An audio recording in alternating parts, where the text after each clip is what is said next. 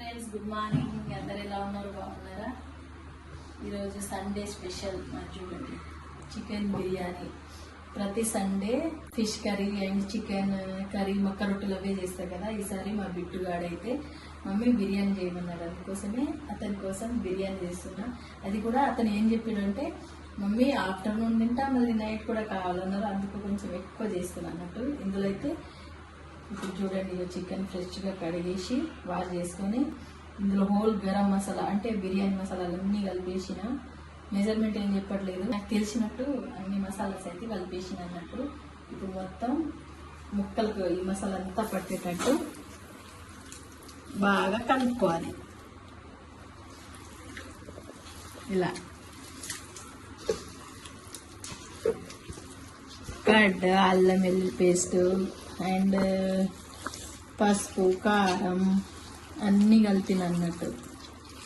ఇప్పుడైతే మంచిగా ఇలా కలుపు. ఆహా, కలుపుతుంటేనే బిర్యానీ స్మెల్ వస్తుంది. నిజంగా చాలా రోజుల తర్వాత మళ్ళీ చేస్తున్నా అన్నట్టు.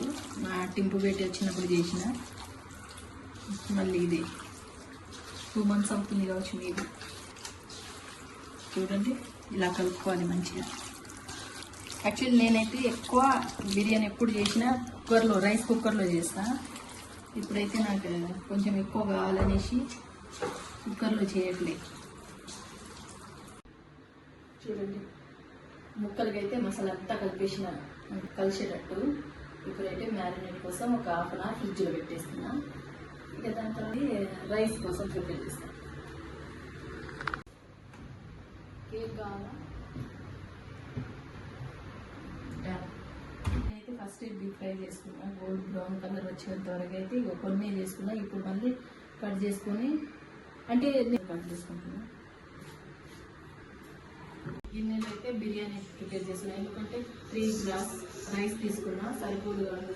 ఈ కుక్కర్లో అయితే పట్టదు కాబట్టి ఇందులో అయితే కొంచెం ఫ్రీగా అవుతుంది. అందుకోసమే ఇది అయితే బియ్యం నానబెట్టేస్తున్నా. ఆల్రెడీ చికెన్లో నెయ్యి వేసిన కాబట్టి ఇందులో 2 tablespoons వేసుకుంటున్నా. బిర్యానీ మసాలా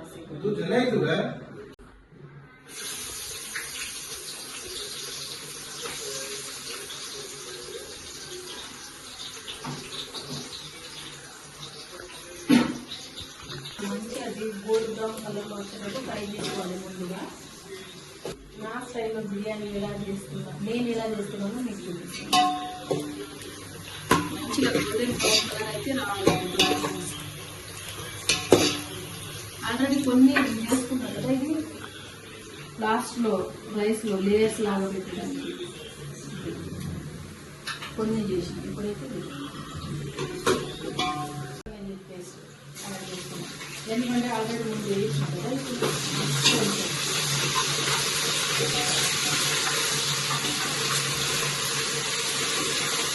1/2 hour అయితే టైం అయింది. ఇప్పుడు తీసుకొచ్చిన ఫ్రిడ్జ్ వచ్చి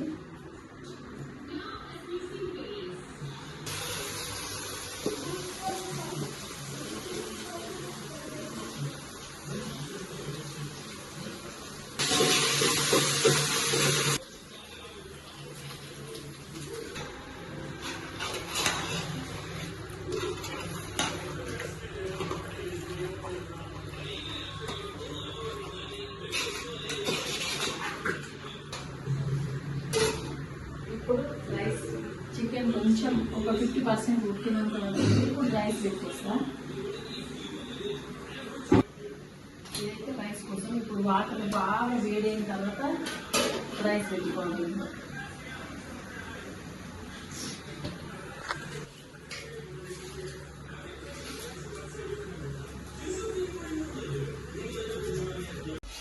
చూడండి, వాటర్ అనేది ఇలా మరుగుతూ ఉన్నప్పుడు రైస్ వేయాలి.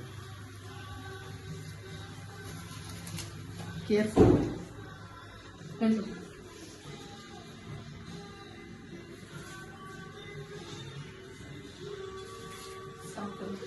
కలుపుకోవాలి, ఎందుకంటే రైస్ అనేది విరుగుతుంది కాబట్టి ఎక్కువ కలపకూడదు.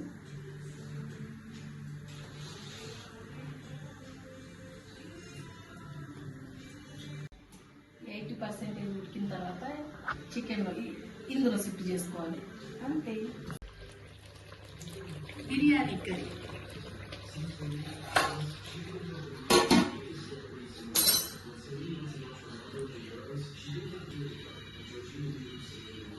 అయిపోయింది. రైస్ అయితే 80% అయిపోయింది.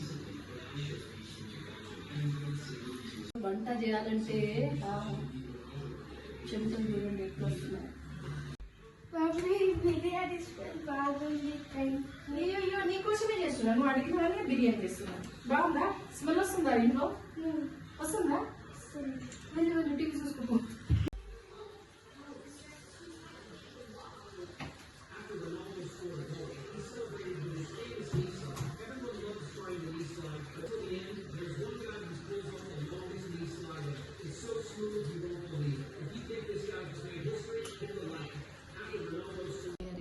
రైస్ వేసుకుంటున్నా.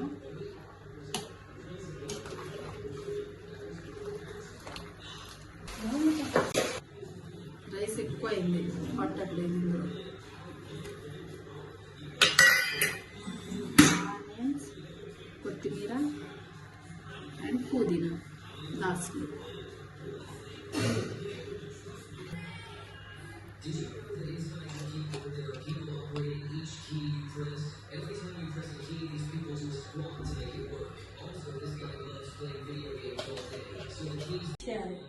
దమ్ము గట్టిగా.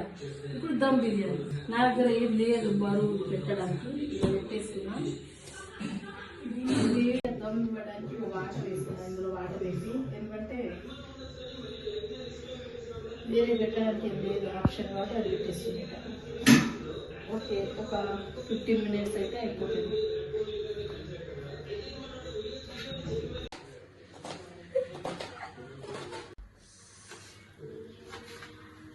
రైతా కోసం ఆనియన్, పచ్చిమిర్చి, క్యారెట్. బిర్యానీ చేసినప్పుడు అయితే రైతా కంపల్సరీ ఉండాలి మా పిల్లలకైతే. లేదే తినరు అన్నట్టు వాళ్ళు, అందుకోసమే వాళ్ళ కోసం నేను కూడా తింటా, కాకపోతే వాళ్ళకి ఎక్కువ ఇస్తాను అన్నట్టు. పెరుగు అయితే కొంచెమే ఉంది, అయినా వాళ్ళు ఇద్దరు కదా కొంచెం మేనేజ్ చేసుకుంటారు రైతా కోసం.